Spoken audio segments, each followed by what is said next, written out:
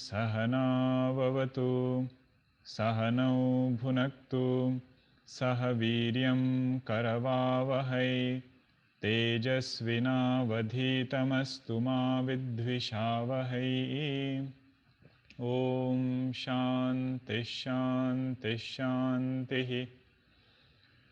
सदाशिवसमारम्भां शङ्कराचार्यमध्यमाम् अस्मदाचार्यपर्यन्तां वन्दे गुरुपरम्पराम्।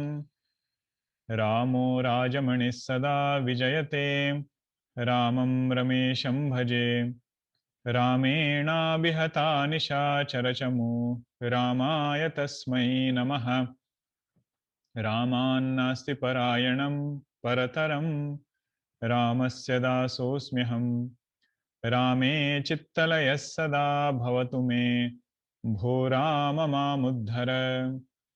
समस्तजनकल्याणे निरतं करुणामयं नमामि चिन्मयं देवं सद्गुरुं ब्रह्मविद्वरं सद्गुरुं ब्रह्मविद्वरम्।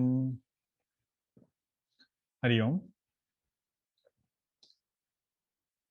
और उपनिषद से आत्मा वा अरे द्रष्टव्यः श्रोतव्यः मंतव्यः निदिध्यासितव्यः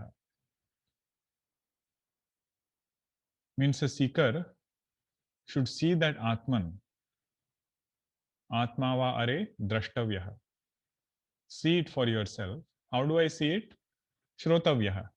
Listen to it clearly, develop all the qualifications, and with single pointedness, listen to the nature of Atman. Reflect on it, and then whatever you have understood, that you own up.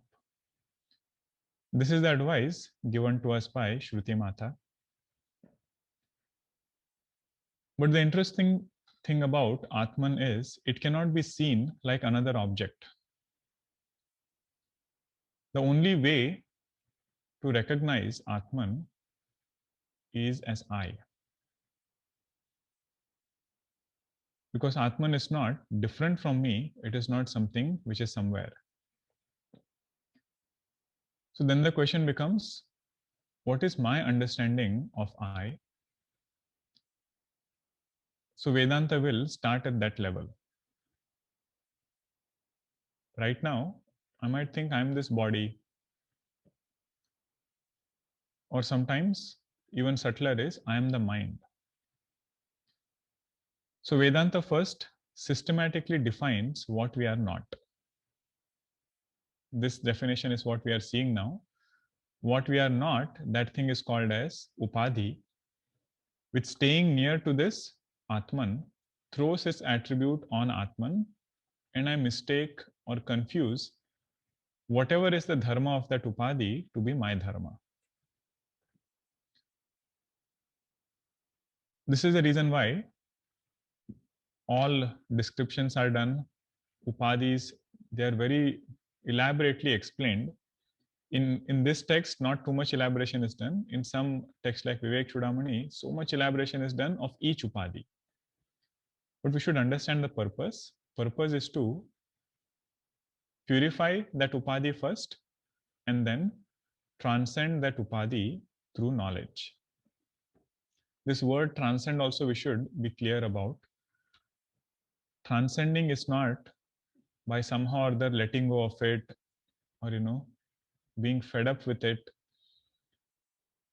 It is knowing clearly that I am not this upadhi, I am that unchanging Atman, which is appearing not only in this conditioning, but all conditionings. So this is what we have to again and again keep reflecting upon. And the beauty of Vedanta is everything that Vedanta is going to say is all related to me only. It is up to the student of Vedanta how clearly they understand it and how much effort they put to translate this knowledge into their wisdom, and then use this knowledge to face situations in life. So that is the whole process in which this teaching is given.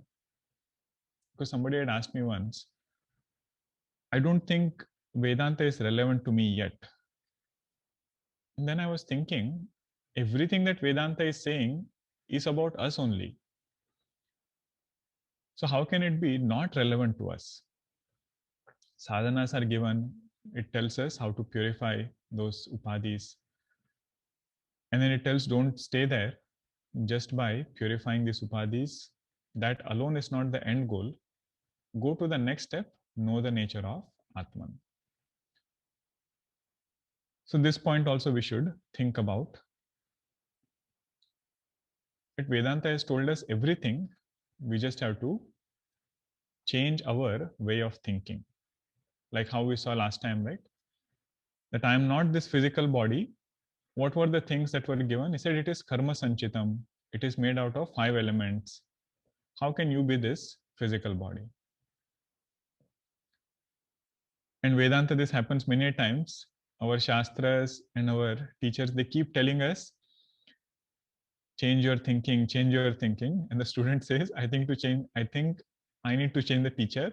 I need to change Vedanta because it is not working.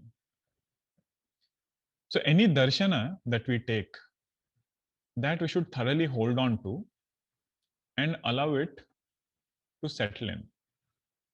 Darshana means vision of life, school of thought, right? And this was the greatness of all acharyas of all darshanas, whether it was Patanjali Maharshi, or Ramanujacharya ji, Madhvacharya ji. They were great Mahatmas because they stood by their darshana. Whether it is right, wrong, there were shortcomings in some places, that's a different discussion. But for us as sadhakas, the thing to appreciate in all of them is that whichever darshana they have taken, they have honestly lived that darshana. So for us to live that, it might take time, but at least we should be on the right path and we should have that mahatva buddhi, that importance that we give to Vedantic teaching. I am not body is not a casual statement. Just like Jai Satchidananda is not casual statement by Bhagwan Shiva, we were seeing yesterday in Ramayana class. In the same way, I am Atman, that pure self, is not a casual statement.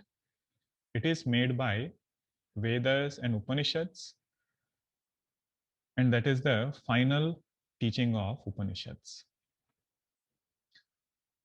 So with this goal in mind, upadhis are being explained right now. So we saw how I am not gross body. That discussion we did last time. And for our own reflection, we should think more about it, because shlokas are one after the another. We are going fast, or I think I'm going at a faster pace. When we studied AtmaBodha, Swamiji did hardly 1 or 2 verses in 1 hour. Because that much reflection, is needed for these verses. Sometimes we should think for ourselves, why do you think I am this physical body? Or why do I think I am this physical body? Nobody has told me, right, that you are this body. But somehow something happened and I started thinking, I am this body. If you ask this question more, all of you can have different answers, think about it more. But some thoughts that come to mind are this, that we think we are this body, one, because it is always available to us. There are several other things which are there with us, but they go away. And we don't end up thinking that I am that. I might say, this is mine, but I never say, I am this. So for physical body also, we should think about it. Is it always available to me? In my 24 hours of the day, I have certain times when I have no idea of this physical body. In fact, I take another body and go through all different experiences. what we otherwise call as dream state. And over there, I have no clue about who I am in this waking body. Another thing because of which we might think that this body is available to me or I am this body, we might end up thinking in that way, is because this body does whatever I want it to do. If I say to this book, right, please stand up, it won't stand. But my hand, if I want to make it go up, I can make it go up. And I start feeling that I am this body. But we should think more, is this body actually listening to me? If you think closely, we'll realize this body is just following the laws of nature. And if some modification has to come in it, it will come no matter what. So we cannot say that this body is always going to listen to me and this body is going to be there with me all the time. So body by itself is never a cause of bondage. Thinking I am this body, that is what leads to bondage. What we saw, Kabir Das Ji's that song, right? That portion we should think about more and more. Now, how I am not subtle body, that is explained in the 13th verse. Pancha prana mano buddhi dashendriya samanvitam apanchikruta bhutotham sukshmangam bhoga sadhanam. So what is this subtle body made up of? First advice or thing that Shankaracharya is telling us is know that this body, subtle body, is also made up of matter. Apanchikruta bhutotham. It is not the grossified element, but it is ungrossified element.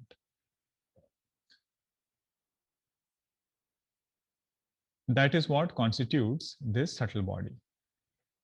What are the different things which are there? Can you, differentiate it and separately tell me so that it's easy to understand? The functions of subtle body is easy to understand if you divide it into different parts. This first is 5 pranas: prana, apana, vyana, udana, samana. And upaprana also we should include over here, which are responsible for physiological functions of the body.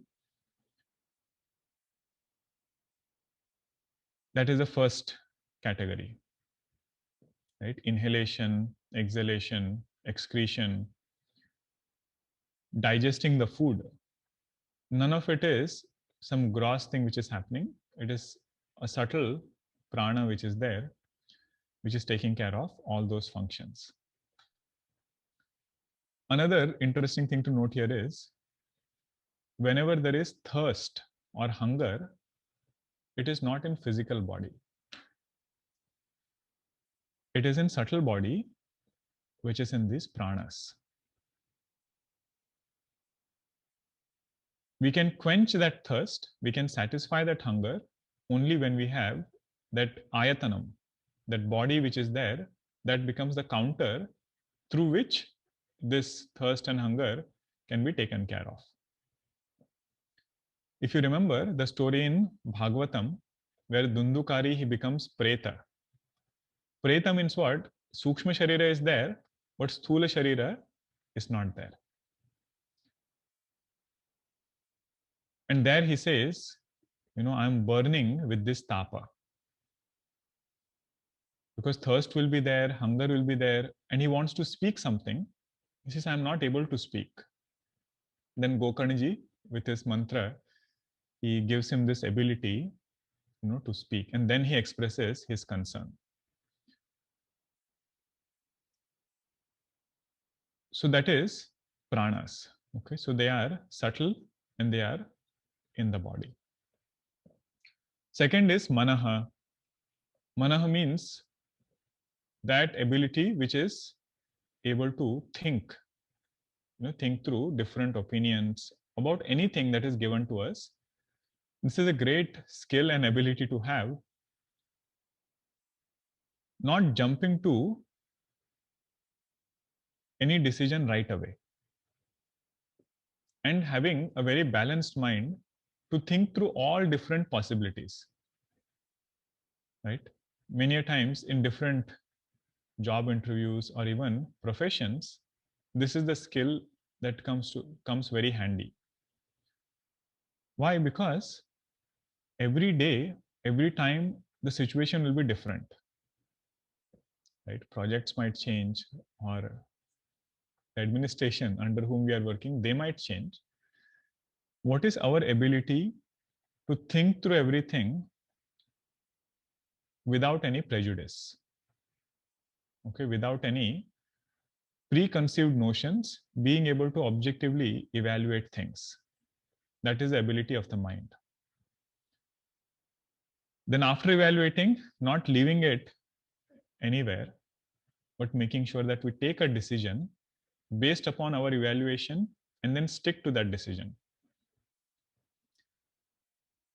Because sometimes what happens is we take a decision, but after that we keep regretting, why did I do this? Why did I do that? He says, no, you spent that time already. So while Sankalpa Vikalpa was going on, the thinking portion was going on, do that very well. But when decision has to be taken, take it and stand by it. Because you have sought Bhagwan's grace while thinking. And now why fear that this decision will not be the right decision? So that is the role of buddhi.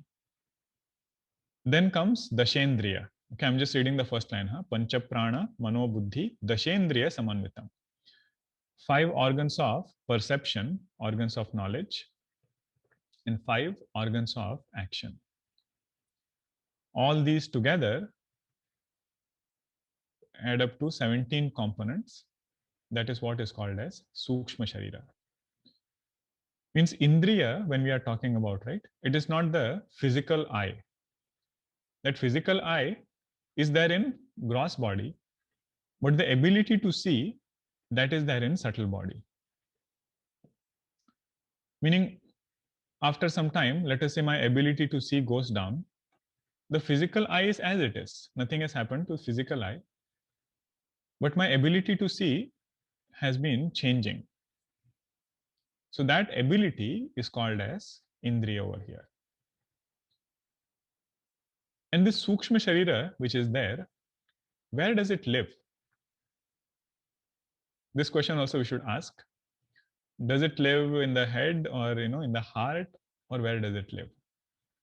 So in Vedanta it is said it pervades this entire body. It is not only there in one part. This entire sukshma sharira, it pervades entire body. Expression of a particular thing might be in some golaka. Like expression of chakshurendriya might be in this physical eye, but that doesn't mean that this subtle body is fragmented and it is there in some place. It pervades entire body. So now that same, so first line is clear. Pancha prana mano buddhi dashendriya samanvitam. Elaboration of it will be there in AtmaBodha, so we won't go into that. Apanchikruta bhutottam sukshmangam bhoga sadhanam. This sukshma sharira is called as bhoga sadhanam, because without that no bhoga can be done. Last class we had seen an example. If there is somebody sleeping, you go and talk to that person, you praise that person, you scold that person. Nothing happens unless that person wakes up and the mind is able to perceive those inputs. There was a couple who had some, heated discussion, and that night they did not want to talk to each other. But next day, this husband, he had a very important meeting and he had to wake up at 4 o'clock. So he writes a note and says, important meeting tomorrow. Please wake me up. And leaves it next to her. She's also smart. Next morning, when he wakes up, he says it's already 6 o'clock. And then goes to her, didn't I leave you that note yesterday? Wake me up at 4 o'clock. He says, go and see at near your pillow. She has written another note. It's 4 o'clock, time to wake up. Why would you not wake up? Because sukshma sharira is not there. If you have to gain any knowledge, our sense organs are needed, but for that bhoga to happen of that vastu, we need sukshma sharira. That is why it is called as bhoga sadhanam. This sukshma sharira is what brings diversity in our personalities. Because somebody might ask, previous verse you said it is panchikruta panchamahabhuta, this physical body. So if all of us have the same bodies, why do we have so much difference, so much variety in our personalities? It is because of this sukshma sharira. As the nature of this mind, so the nature of this person. And lot of the things which are there in this sukshma sharira, Bhagavan has automated them. Like pranas, we don't have to think too much about pranas. Indriyas also, we don't have to put too much effort to see anything. They just happen by themselves. Our effort should be, now we are looking at how to purify this upadhi. Just like how we saw for body, we are looking at for sukshma sharira. Our effort should be to have a sattvic lifestyle. That is the best way to purify this sukshma sharira. All aspects which are there that you can see individually also. But in general, if you want to just have a big picture sadhana for this sukshma sharira, it says be very alert that whether our choices in life are sattvic or not. If choices are sattvic, this sukshma sharira will automatically become sattvic. If you remember, whenever sadhana chatushtaya is discussed, all of sadhana chatushtaya is for sukshma sharira only. When you discuss about viveka, ability to think clearly, that is the quality of buddhi. More sattva we have, more clarity we will have in decision making. When it came to shama, it is a quality of mind. Being able to quieten the mind at the right time, that ability is called as shama. When it comes to damaha, being very alert about where our sense organs are going, what they are perceiving, and at the same time being mindful about how they are responding back. This quality is called as damaha, which is on indriya. So like this, all sadhana chatushtaya will tie back to subtle body only, and nobody is stopping us from gaining this. And most importantly, sadhana chatushtaya is not related to gross body. So that is the way of purifying the subtle body. And just like having a body is not the problem, thinking that I am the body, that is a problem. And if you know to relate with it in the right way, everything is okay. Same is with sukshma sharira. If mind is purified, mind is beautiful, then having a mind doesn't give too much trouble. And second, with knowledge, if you are able to understand, I am not the mind, then we can come to that final understanding what Upanishads are trying to tell us. And this question we keep getting about Vyavahara, that also will be addressed by this. Right? Because mind is what we need for Vyavahara, that is purified. And that mind will be able to absorb and retain this knowledge. And this count, right, which is there of 17 components of subtle body, sometimes you might find few more and few less. And in Vedanta, we are never insistent upon any count. If you say, I want to add 5 more components, we say, please add. If you say, I want to remove 5 components, please remove. Why? Because our goal is not to define subtle body. Our goal is to define that one Atman, which is different from this subtle body. So different darshanas, different places you might find some numbers going up and down. We should not get too stuck by those numbers. Main purpose of differentiating it is so that we can understand the functions, right? If you just said prana, mana, buddhi, indriya, if you had just said sukshma sharira, then we could not know what these functions are. But if you differentiate it, make these categories, then we can pay more attention, closer attention. There is one interesting advice given by Kapil Muni to Devahuti ji in Bhagavatam related to this subtle body. One he says, if you want to understand this, nature of this truth, oh mother, start doing sadhana with lot of shraddha. And most sadhanas we understand at mind level, intellect level, and indriyas, right? Dama, shama, everything. What about prana? What is a sadhana for prana? So this is an interesting thing said there, where Kapil Maharshi says, through pranayama, we can remove lot of doshas. One way of sadhana for prana is make sure that you give adequate importance to physical health. Means at prana level, making sure that we are taking care of that. But at the same time, this pranayama in Kapil Gita, Bhagavatam, Kapilji says, removes lot of doshas from the body. Means pranas will be well balanced. And through that, what should we do?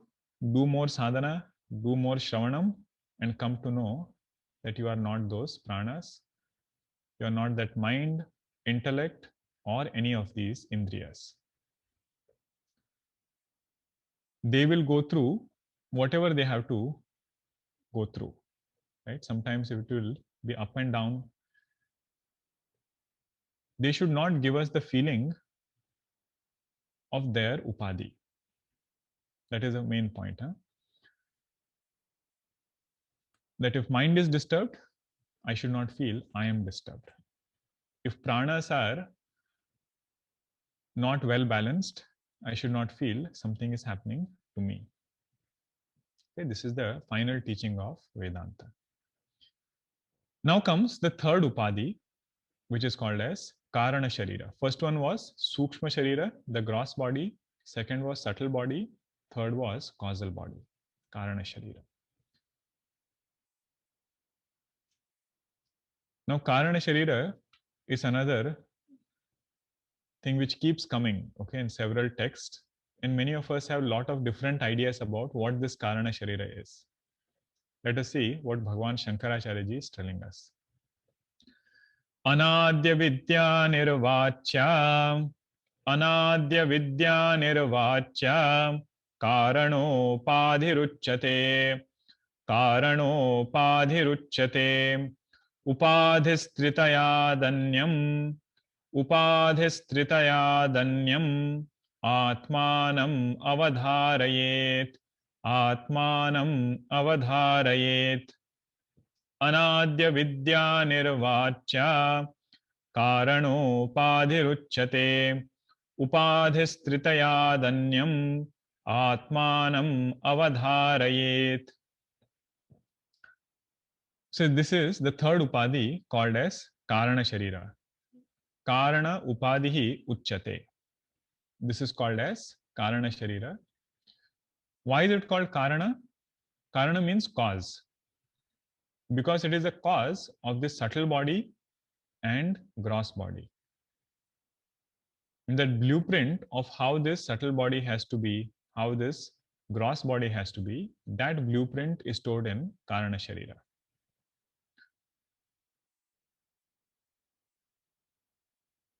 Indicators of this Karana Sharira, how do you define it or how do you understand it? He says Anadi, that which is beginningless.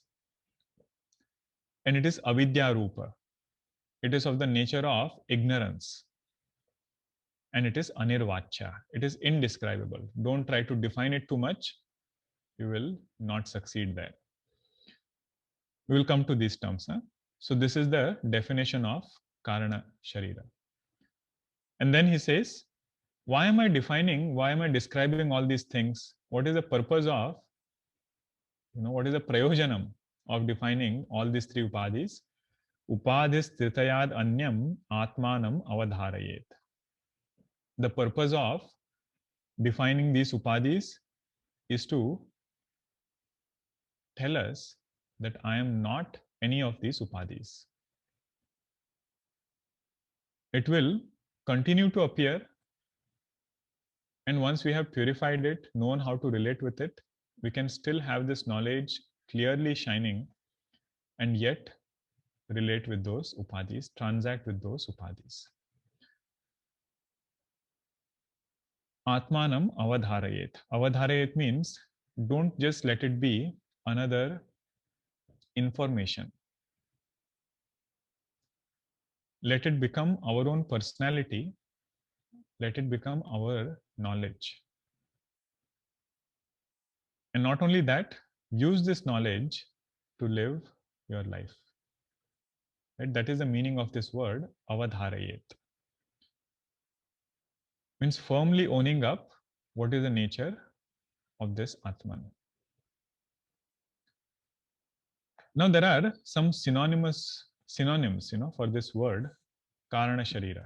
And it's helpful for us to just know them so that we don't get confused. In one text, one word was used, another text, another word was used. Another word synonymous with Karana Upadhi is Maya. So in Drigdrisha Viveka, Karana word did not come, Maya word had come. It's the same thing. It is an Upadhi, it is a conditioning of this consciousness. Sometimes the word is used, avidya, over here also it is used. But avidya, also when we use that word, it means the same thing, Karana Upadhi. Sometimes it is called as avyakta, prakruti, avyakruta. All these words are synonymous with Karana Sharira. At an individual level, it's given one name, and at total level, sometimes it is given other name. But they are not two different things. It's only from what perspective you are inquiring. So the first word here is anadi, means this karana sharira is beginningless. Let us look at avidya first, and then we will come to anadi. Avidya means it is of the nature of ignorance. Now, whenever we use the word ignorance, the first question we ask is ignorance about what? You can't just make a statement and say, I'm ignorant. Say, that's okay, that I also know, but you're ignorant about what? So one can say, I'm ignorant about metaphysics. I'm ignorant about Japanese language. Oh, so Karana Sharira is the same kind of ignorance? He says, no. When we say ignorance related with Karana Sharira, it is ignorance about my nature as that infinite, pure consciousness, Brahman. That ignorance is what we call as Karana Sharira. It is avidya rupa, but it is not ignorance about another thing of the world. It is ignorance about absolute truth. In technical words, it is called as Mula Vidya. Ignorance about Brahman is called as Mula Vidya, and ignorance about any other worldly thing is called as Tula Vidya. So, whenever the word avidya is used, you should understand when it's related to karana, sharira, or maya, it is not ignorance about any other thing, ignorance about our own nature as pure consciousness. Okay, that is why it is called as avidya rupa. Now the question comes, since when am I ignorant? Many a times sadhakas get this question, when did the first ignorance start? Because you said this ignorance is alone that gives rise to desires. I feel that I'm incomplete right now. And whenever we are incomplete, that gives rise to a desire. If I already have it, then there is no desire, right? So then it gave rise to desire. That desire made us go and do something. And they said, because we have done these karmas, we have done these actions, we need bodies through which we can experience this. So first question that comes is, what came first? Did karma come first or body come first? Because without body, you cannot do karma. Without karma, you cannot do body.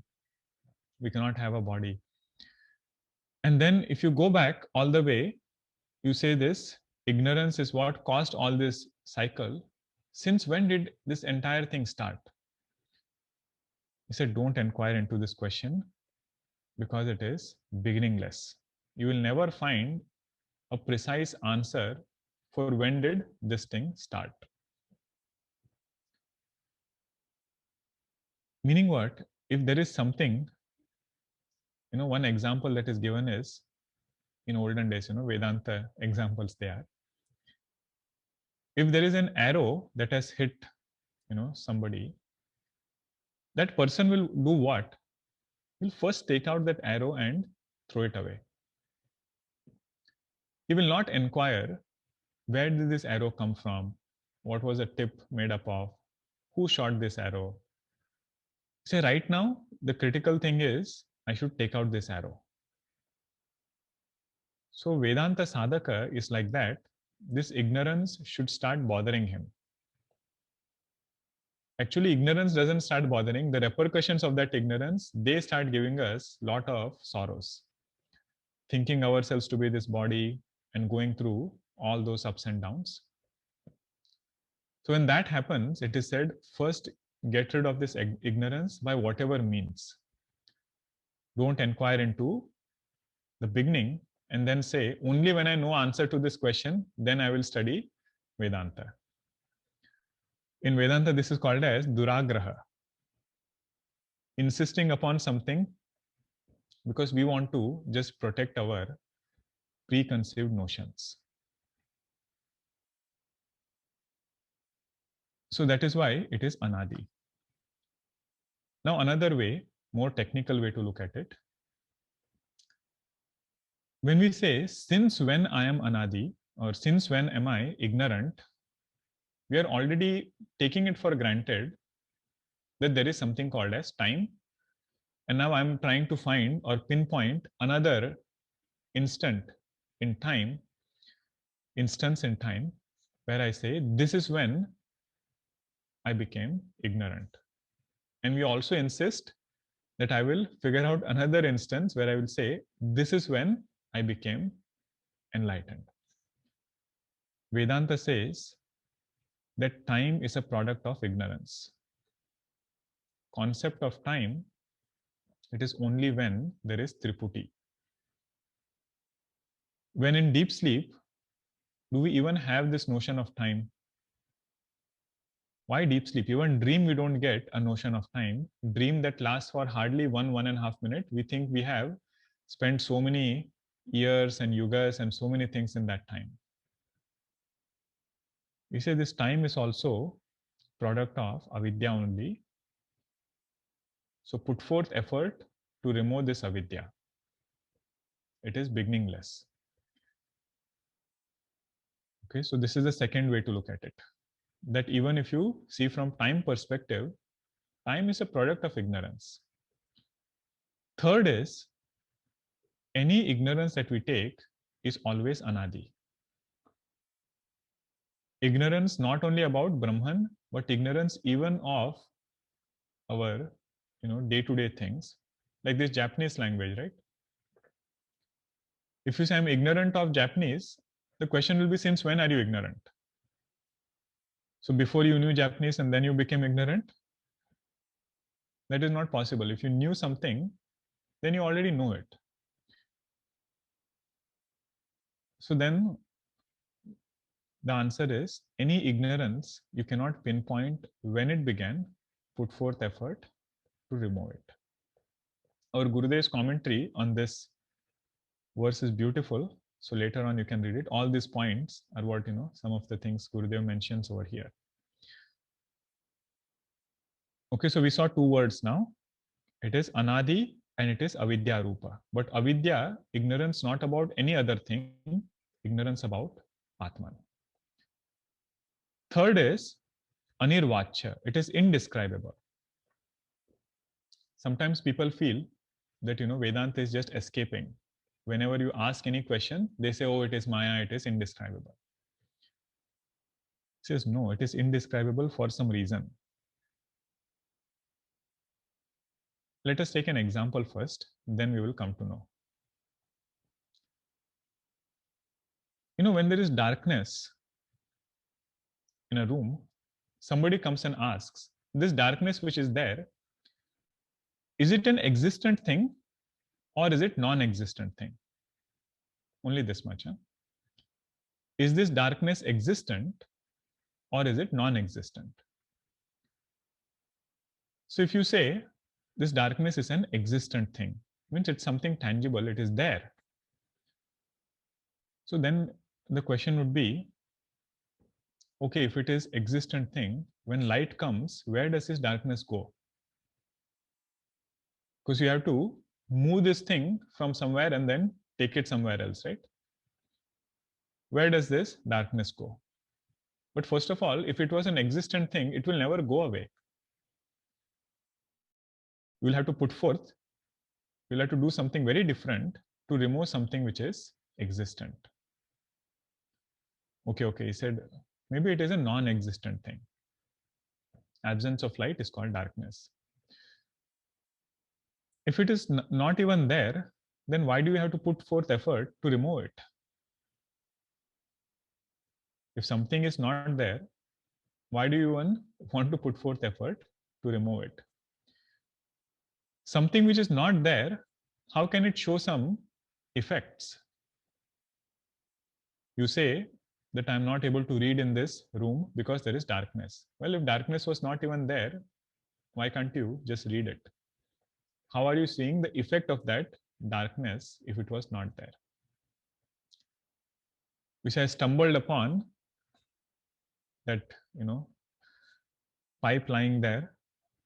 It is not there. I'm just giving example because there was darkness. You say, well, if darkness was not even there, how did you see the effect of that darkness over here? So you cannot say it is non-existent also. Then can you say that light is also there, darkness is also there? He says you cannot even say that. Means you cannot say it is existent and non-existent together because no such thing is possible. So then all you have to say is it is anirvachya. It is indescribable. Don't go too much into it. What can I do? All that I can do is remove the darkness and then read whatever I have to read and walk in a safe way. So just in the same way, karana sharira is also like that. Means if you say it is existent, so you can never remove it then. It will become of the same degree of reality as Brahman. If you say it is non-existent, how are you seeing the results of that karana sharira? You think that you are karta, bhokta, so many things are there. This ignorance has produced lot of results. And then if you say it is existent also, non-existent also, you say tamap prakashavat. How can light and darkness coexist at the same time? How can you have ignorance and Brahman coexisting. How can you say it is Sat also, it is existent also, and it is non-existent also? So then it is said, Ajnanam Sharanam Tava. You know, that we should be humble before dismissing anything in Vedanta. In this sentence comes in Panchadashi. Vidyaranyana Swamiji says that whatever things are there in this creation, if you just ask two questions, right, in the cause, all that we'll have to say is, I don't know. Some people say it in a different way. They say, I don't know it yet. Maybe someday we will be able to know it. You say that's okay. You can say in that way if you want. But our main goal is to remove this avidya, remove this ignorance. Gurudev writes here that the main purpose of Vedanta is not to know about ignorance, but it is to know about Brahman. So, we'll dwell a little bit more in the next session how to purify this upadhi and how to transcend it. Okay. Om Purnamadah Purnamidam Purnat Purnamudachyate Purnasya Purnamadaya Purnameva Vashishyate. Om Shanti Shanti Shanti. Harihi Om Shri Gurubhyo Namaha. Harihi Om. So today we'll have chanting class in the afternoon, and in the evening we'll have our first Sanskritam class. And many of you have already registered, but some of you mentioned that you did not receive the login details and the welcome email. So Jigarji, who is our sevak for this session, he has already sent out a welcome email, but he has sent it from his email ID. So it's jigar.pandya@cmsha.org.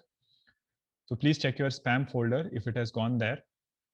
So he has sent all the details of WebEx, login, the link. And there is nothing much that you need to bring on the first class. In the first class, just come. Okay, just log in a safe way and sit with your videos on. Everything else we will explain in the class itself, no preparation needed. Only thing is that prerequisite which was there for the class, right?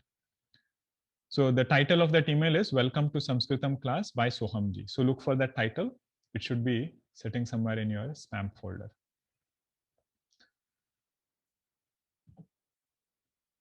Okay.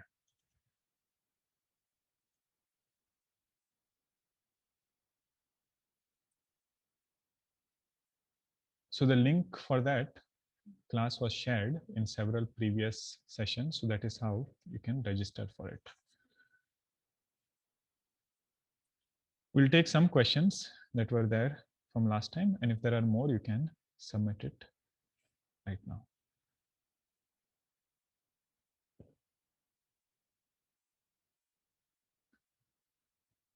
This is related to that shloka we saw about Varnashrama Dharma.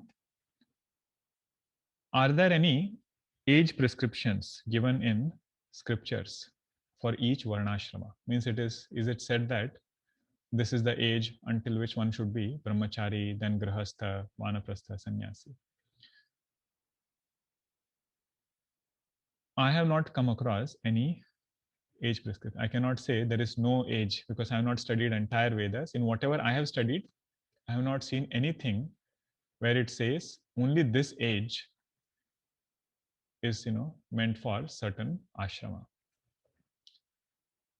If you want to see examples, we see so many Mahatmas, right? Like Shankaracharya ji took sannyasa directly from brahmacharya. And at what age? Age of 8. So one cannot say that 25 years only you have to be, and then you have to enter grahastha. So either you enter grahastha or you take sannyasashrama. That is the guidance. Mandana Mishra ji, who became Sureshwaracharya ji, he took sannyasa from grahastha and at a very elderly age. And he became disciple of Bhagwan Shankaracharya ji. So what, that class must have been. Sureshwaracharya ji sitting there, Padmapadacharya ji sitting there. and Shankaracharya ji teaching all of them, And the reverence that Sureshwaracharya ji shows towards Shankaracharya ji in those invocation mantras of Naishkarmya Siddhi, right? Beautiful. The kind of reverence that he had. Because over here, it is not age of physical body which is emphasized. What is more emphasized is the maturity of our subtle body. And in subtle body, the mind in particular.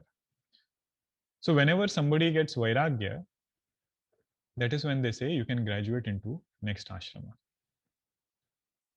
Right? Externally, if you are not able to go there, but at least in our choices that we make, in our priorities, and in our commitment to spiritual knowledge, towards that, there should be no compromise. Right? So sannyas ashrama, we cannot say, I want world also, I want sannyasa, means I want Brahman also. So those two things will not go together. Right? Duramete viparite vishuchi. They're like two different poles apart. So we should be wherever we are, purify ourselves, study thoroughly, and then make clear choice. Is it correct that one should evolve spiritually? Is it correct that to evolve spiritually, we should go across all these varnas? Means a Shudra should first become a Brahmana, and then only we can evolve spiritually based on quality of mind. He said, all these varnashramas which are there, mind is alone the criteria. So we need not change our action, whatever we are doing. The profession, whichever is there, can be in the same way. Evolution will happen more in terms of sattva guna. That is why Manisha Panchakam starts in this way, right? Chandalostu satudvijostu guruhu iti esha manisha mama. That one who has understood the nature of truth in this way, that person is my guru. Whether he be a Chandala or he be Brahmaji, it doesn't matter.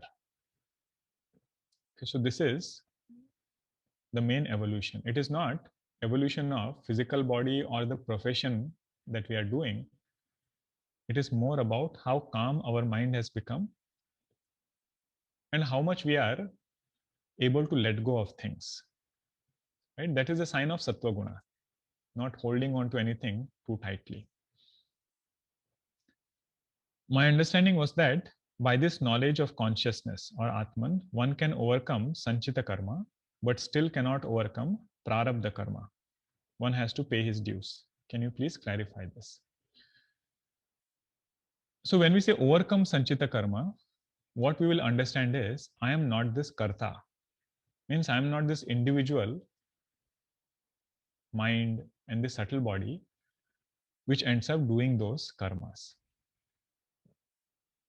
And once that knowledge comes, our Upanishads say all our Sanchita karmas get burnt. Because those karmas are looking for that appropriate karta. Karta means that individual, right? To give their results. But now what happens is, this kartrutva is understood as false. So all those karmas which were there, they are burnt. Just like in our dream, if you have done so many things, right? Why take always negative things? Let us say good things. I have helped so many people. I have done so many good things in my dream. And now that person is coming back to thank me, okay, for that good work that I have done. There is a knock on my door, and right when I open that door, I wake up. Now that karma phala which was supposed to come from that person, right? Because of those good deeds that I had done in my dream, what happened to all those karma phalas?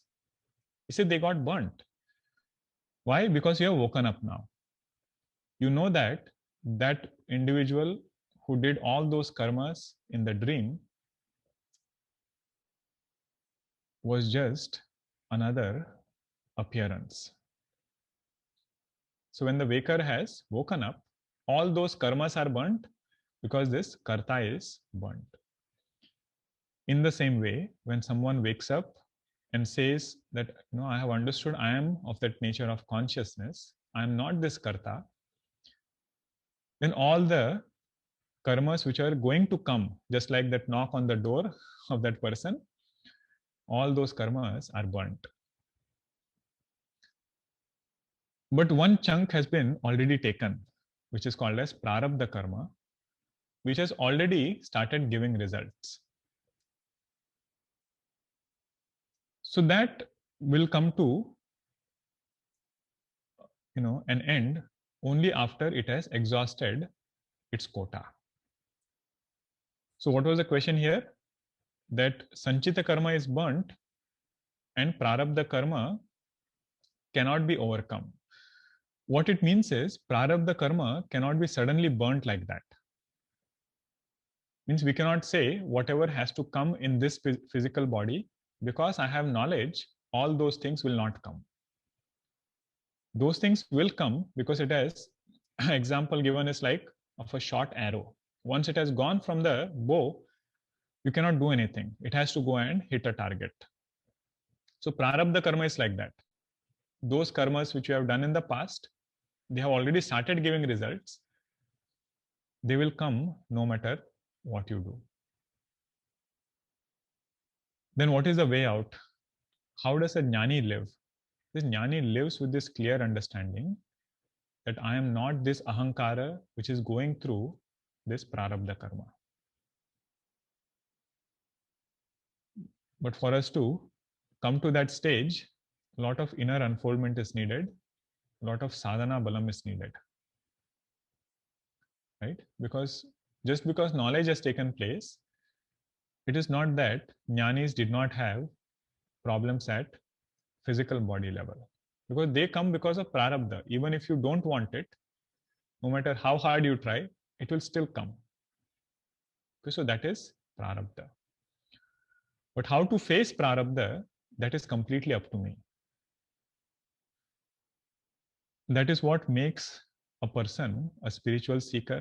That is what makes a person a sadhaka, but also a jnani has walked that same path. When we say practical Vedanta, right, this is what it means. Means prarabdha will come if I am able to use Vedanta for that situation, then I am applying Vedanta.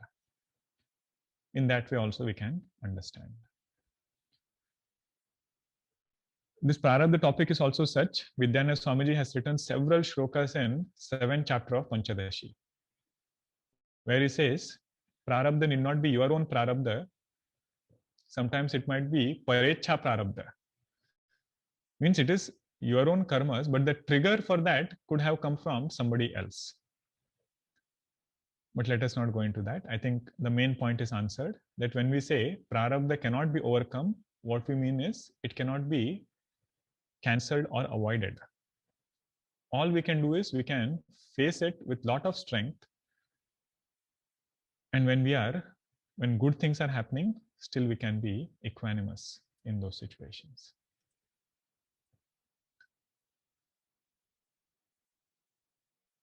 Is karana sharira same as ahankara or ego? No, ahankara is a part of sukshma sharira. So if you see in those 17 components, right, pancha prana was there, 10 indriyas were there, 15, mana and buddhi was there. And within those, mana and buddhi only, there are two other categories. One is called as chitta, another is called as ahankara. So over here, Bhagavan Shankaracharya ji has clubbed them. So in mana, he says include chitta also. Chitta means memory, ability to recollect. This is while you are evaluating, that ability is also there. You are taking decisions based upon previous knowledge. And in buddhi, he says include ahankara. Buddhi is that, or ahankara is that, which will make that final decision. So he says both are having similar characteristics. We had seen that pie chart, if you remember, in Drigdrishya Viveka, In Drigdrishya Viveka, there is no four components, right? Only two things are done. One is called as aham, another is called as idam. So there are different ways of classifying, and we should be able to do samanvaya. Samanvaya means seamlessly understand all different methods. In the beginning, it might be confusing, but if you have good notes and you are writing things systematically, then it will help connect all those dots. So ahankara is not karana sharira per se in this text. We should understand it as part of subtle body.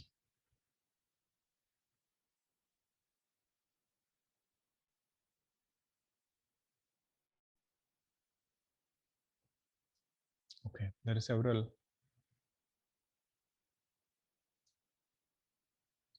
I'll see if there is a quick question over here.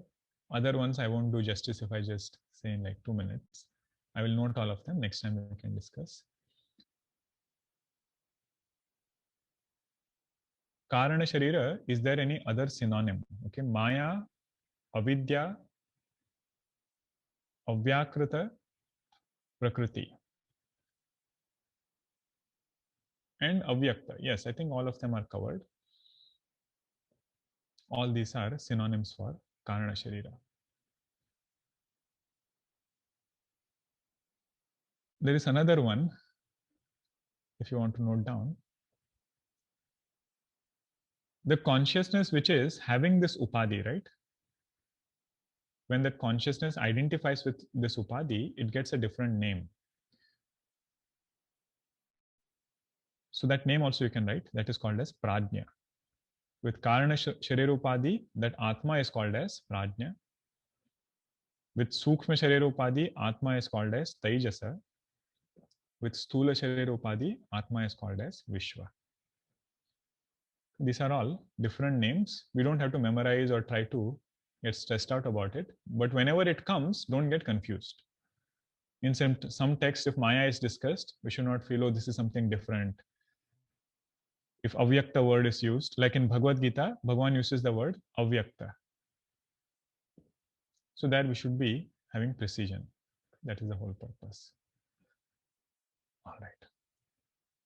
So look forward to seeing you all in the chanting, those of you who can join, and also in the Sanskrit class. Om Purnamada Purnamidam Purnat Purnamudachyate Purnasya Purnamadaya Purnamevavashishyate. Om Shanti Shanti Shanti. Harihi Om Shri Gurubhyo Namaha. Harihi Om.